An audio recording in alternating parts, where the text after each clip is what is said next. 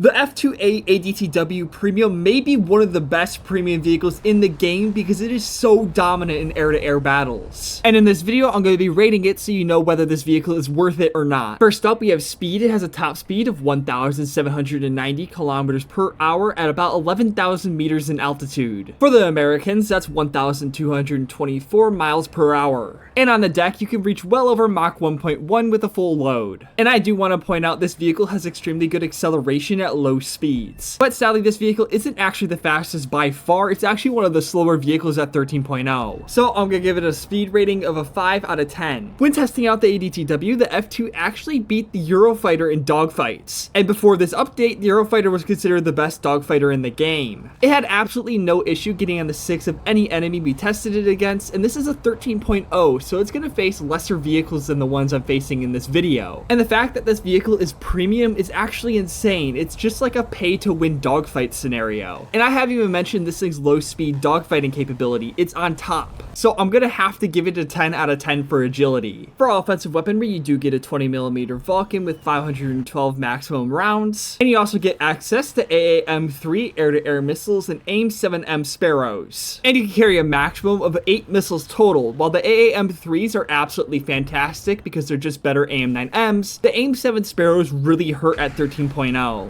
Especially because you're going to be facing Fox 3s. So I'm going to give it a 7 out of 10 for offense. Moving over to defense, you do get access to 120 split countermeasures. And you also get access to an advanced RWR with the majority of the radar bands on it. This is pretty good for a 13.0, although it is missing some features, so I'm going to give it a 7 out of 10. Moving over to CAFs, it is kind of lackluster. It does have JDAMs, which are pretty good, although they are point and click and you can't really guide them in the enemies. Although the F2 does have access to ASM-1 and 2 anti-ship missiles, although the way that the game has them modeled in currently, you cannot actually use them against tanks. They just spaz out. So your best option is probably going to be using the Zuni rockets, which are just absolutely fantastic, although you are lacking in numbers. So since you're pretty reliant on dumb munitions, I'm going to give it a 4 out of 10 for CAS. As for features, it does get all the traditional weaponry and computer systems that you'd see in this BR. Additionally, you do get IRST, a thermal imager, and an MVD. Although notably, you are lacking any form of HMD. You don't have a lot of radar modes. You're pretty much stuck on TWS 24/7, and you are lacking a MAW system. So for its features, it's going to get a 5 out of 10. As for the durability, the F2 ADTW is a little more durable than the F16 just because of the Japanese improvements that were made to it. So you can tank a few shots, but occasionally you will just be one-tapped. So I'm going to give it a 6 out of 10 for durability. As for its difficulty, this vehicle is a little more difficult compared to other options that you can get. You are at 13.0, so you're constantly going to be facing a lot of Fox 3 spam without your own Fox 3s, and your AIM-7Ms are very lackluster compared to the other radar missiles at this BR. And that's not even mentioning the fact that your radar is only on TWS mode. But on the bright side, you are one of, if not the best dogfighter in the game currently. And with 8 missiles, you can just spam them out. So with 1 being the hardest and 10 being the easiest, I'm going to give this vehicle a 3 out of 10 for difficulty. And despite all of its challenges you may have while using this vehicle, it is still extremely fun because you can beat anything, and you know you could beat anything, so you have that confidence to go into every battle with a winning attitude. Especially because you can get down tier to 12.0, and at that point, you're pretty much overpowered. And plus, personally, I really do like a little bit of challenge with my vehicles, so I'm going to give this vehicle a 7 out of 10 for its fun value. And finally, for its worth value, this is a rank 8 premium for Japan, so this will allow you to grind out the entire Japanese air tree like nothing. And it is future-proof right now because it'll be able to research rank 9 effectively. And it is just a good premium and a good air tree. You do get access to a good F-15, a Gripen C, and now the F-2A. Although the only downside to this vehicle is the fact that it's really going to hurt your wallet. But overall, I'm going to give it a 7 out of 10 for its worth value. And this gives it an overall score of a 61 out of 100, which on my grading scale puts it 1 point below a B score. So overall, I do suggest getting the F-2A ADTW if you want to grind out the Japanese air tree, although you may struggle with its technology limitations.